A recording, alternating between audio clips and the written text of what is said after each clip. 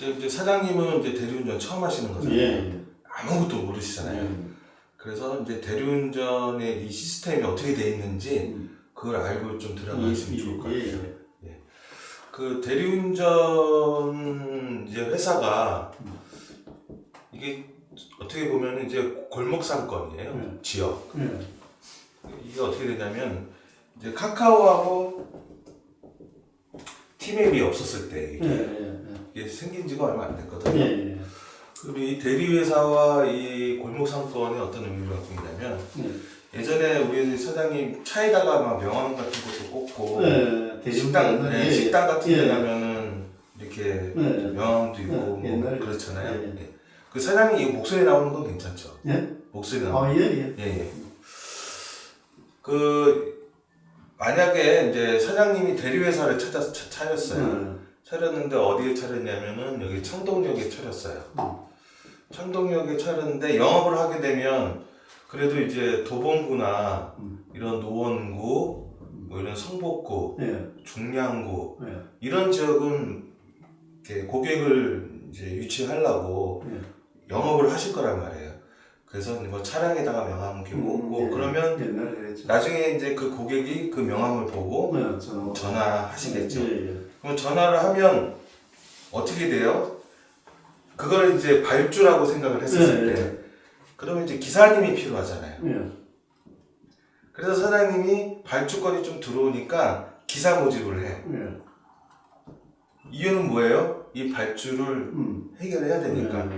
그러면 이 발주를 기사님을 모집해서 한 콜을 타면 사장님한테 20%의 수수료가 떨어지는 거예요. 그래서 이제 대리회사를 차려가지고 이 업을 하는 거예요. 그런데 기사님이 창동역, 도봉구, 노원구, 상봉동 이런 데만 다니면 좀 상관이 없는데 중량구에서 갑자기 고객이 용인을 간다는 거예요. 사장님 명함 보고. 그럼 기사님이 용인을 딱 가버리면 거기서 또 어떻게 해야 돼요? 그러면은 용인에서 버스 타고 우리 사장님 회사에 그 콜이 발생할 수 있는 지역까지 미치는 지역까지 와야 되잖아요. 그러면 시간이 오래 걸리겠죠. 그래서 예전에는 그 대리비가 비쌌어요. 용인 같은 데 가면 막 7만 원 막 이런 식으로 했단 말이에요. 그럼 갔다가 다시 이제 돌아오는 시간까지 해가지고 이렇게 일을 하다 보니까 효율성이 없어요. 대리비도 비싸요.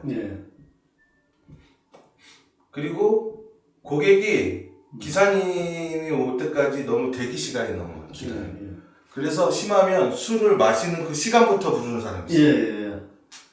그래서 이제 기사님하고 이제 통화가 되면 몇 시간 있다가 뭐 여기서 40분 있다가 30분 있다가 오세요. 그러니까 예전에 지금은 이제 고객님 찾아갈 때는 한 10분 정도의 시간을 둬요. 근데 예전에는 30분 이상 정도의 시간을 지금은 10분이면 엄청 많이 빠른 거죠. 10분만 되기도 전에 전화 와요. 왜 안 오냐고. 그 정도로 돼 있는데 이렇게 하다 보니까 회사도 그렇고 기사님도 그렇고 효율성이 너무 없는 거야. 그리고 콜 한번 타고 먼데 가버리면은 다시 복귀해서 또 콜을 타려니까 시간도 많이 걸리고 이런 여러 가지 효율성이 떨어지다 보니까 이제 대리회사끼리 연합을 하기 시작해요. 안산에 있는 회사, 용인에 있는 회사, 수원에 있는 회사, 그리고 안양에 있는 회사, 뭐 서울도 마찬가지고 강서구에 있는 회사, 뭐 하남에 있는 회사끼리 우리 이렇게 연합하자. 연합을 해서 만약 우리 기사가 안산에 가면 안산에서 콜이 뜨면 우리 기사도 콜을 잡게 해주고 안산에 있는 너희 회사들도 우리 지역에 오면 너희 기사들에게도 콜을 줄게. 그래서 우리 연합을 만들자. 그래가지고 수도권의 연합이 한 7개에서 8개까지 있었어요. 근데 지금은 한 4개에서 5개밖에 없어요. 카카오를 하실 줄 알잖아요. 제가 보니까 한 번만 처음 저희 그런데도 사장님이 잘 아셔요. 이게 뭐라고 해야 되냐면 눈치가 빠르시고 이런 좀 이렇게 어플 사용하는 키보드 잘 하셔요. 보니까 그래서 제가 뭐 특별히 이제 아까 전에 이제 카카오 같은 경우도 이제 그냥 보통 설명해도 다 아시니까 유튜브에서 많이 봤어요. 처음에는 하시면 카카오를 하시잖아요. 그리고 나서 로지나 콜마너를 꼭 하시는 게 좋아요. 네, 로지나 콜마너. 그렇게 되면은 어플이 3개가 늘어나잖아요. 3개가 늘어나고 또 한편으로는 콜을 접다 보면은 고객이 정확한 위치를 안 그려줄 때가 있거든요. 뭐 예를 들어서 청동역 2번 출구 이러고 말 때가 많아요. 뭐 본인이 있는 위치를 가르쳐 주고 싶지 않다는 거거든요. 개별적으로 통화를 했을 경우 가르쳐 주겠다는 뜻이거든요. 그럼 고객의 어떤 그런 거예요. 자기가 식당에서 먹고 있는 상호를 모를 경우도 그래요. 그럴 경우에는 지도를 물어봐야 될 거 아니에요. 어디 위치를. 그러면 지도 맵을 사용을 한단 말이에요. 그럼 지도 맵을 또 다른 데서 선택해서 막 불편하게 할 필요 없고 대리운전을 하다 보면 지도 맵을 너무나 많이 사용하거든요. 이것저것. 그러면 지도 맵이 사용하기 편하게 위치에 있어야 될 거 아니에요. 그럴 때 이제 어플 스티커 같은 게 도움이 되는 거예요. 그럼 또 어플 스티커 어떻게 쓰나? 네, 그래서 제가 이 화면을 보여드리는 건데요. 보면은 이게 이제 어플 스티커라는 거예요. 요거를 이제 다운을 받아 놓으면 플레이스토어에 가서 다운을 받아요. 근데 광고가 있는 거 없는 거 있는데 없는 거는 평생 3,000원.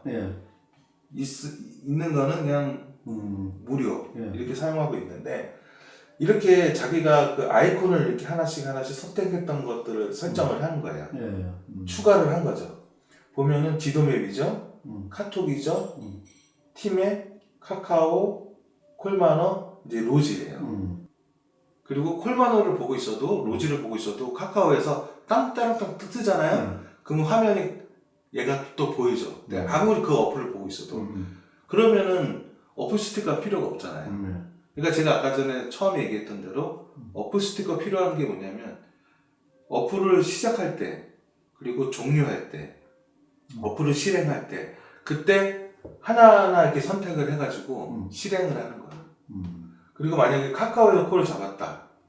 그럼 여기 들어가서 종료해야죠. 여기 가서 종료해야죠. 그러니까 이런 선택이 편한 거예요. 이렇게 선택을 해서 실행하고 종료하고 그리고 두 번째 하는 게 뭐냐면 사장님 그 카카오에서 땅따랑땅 단독 배정권 있고 그 다음에 콜리스트 있죠 아까처럼 그런 거는 내가 다른 화면 보고 있어도 그 화면에서 그게 안 떠. 그러니까 단독 배정권이나 자동 배차가 뜰 경우에는 강제적으로 어플이 형성이 되는데 뭐라고 그러죠 그거를 팝업창 팝업창이 허락이 되는데 콜리스트나 이런 거 뜨는 거에 대해서는 팝업창이 안 떠. 그럼 그 어플을 만약에 내가 팀앱을 보고 있는데 갑자기 카카오에서 콜리스트 뜰 때 소리 나죠. 그러면 봐야 될 거 아니에요. 그때 볼 때 어떻게 하냐? 이렇게 버튼만 누르면 돼. 그럼 하나 꺼진다니까 관계없어요? 관계없어요. 항상 제가 아까 얘기한 게 요걸 키더라도 종료를 해야지 꺼져. 그러니까 이 커서를 옮겼다고 해서 꺼지지가 않아 어플이. 무슨 말인지 아시겠죠? 그러면은 팀앱을 보고 있다가 갑자기 카카오에서 콜리스트에서 따라랑 하면서 콜리스트가 떴어. 근데 나는 이 화면 보고 있잖아. 그럼 그거를 보고 싶어. 그러면 요 버튼 하나만 누르면 거기로 가버려. 그래서 아예 안 갈래 하고 다시 돌아올 수도 있어. 그러니까 그거를 위해서 어플 스티커를 사용하는 거예요. 그러면 특별히 화면 분할할 필요가 없죠. 화면을 분할하면 그 핸드폰에 몇 개나 분할할 수가 있겠어요. 그렇죠. 그러면 쉽게 말하면 어플 스티커가 우리 화면을 내려놓게 하는 이런 개념이에요. 그렇죠. 대신 그 단독 배정권이나 자동 배차에 대해서는 강제 팝업창이 뜬단 말이에요. 어떤 화면을 보고 있어도. 그러니까 내가 카카오를 보고 있다고 하더라도 팀앱에서 강제 배차가 자동 배차가 뜨잖아요. 그러면 카카오를 보고 있는데도 팀앱 창이 뜬단 말이에요. 저절로. 그럼 이게 제가 현실적으로 제가 어떤 일을 하는데 이 지금 어떤 카카오를 이용하고 있는데